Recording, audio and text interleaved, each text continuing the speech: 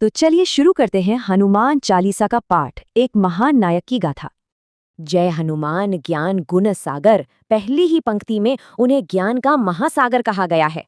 इस चालीसा में उनके कई नाम आते हैं और हर नाम का अपना एक अलग ही मतलब है।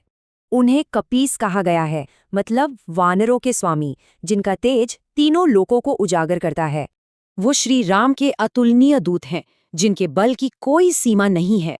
और उनका वंश भी कितना दिव्य है। अंजनी पुत्र और पवनसुत, इन नामों से भी वो जाने जाते हैं। आप जरा उनके भव्य और तेजस्वी रूप की कल्पना कीजिए। चालीसा में इसका बड़ा सुंदर वर्णन है।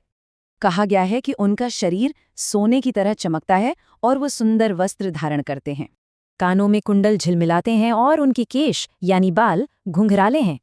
उनके हाथों में वज्र और ध्वजा विराजते हैं, यानी एक शक्तिशाली गदा और विजय का झंडा। और कंधे पर मूंज से बना पवित्र जनेऊ उनकी शोभा और बढ़ाता है।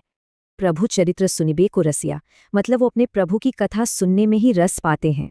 उनकी एक और खासियत, वो अपना रूप बदल सकते हैं, सूक्ष्म से लेकर विकराल तक। उन्होंने जितने भी महान कार्य किए, वे सब श्री रामचंद्र जी के काम को पूरा करने के लिए थे। और उनकी सेवा के लिए श्री राम ने उन्हें अपने भाई भरत के समान प्रिय बताया। उनकी कीर्ति का गान तो हर कोई करता है, ऋषि मुनि, देवता, कवि और विद्वान सभी।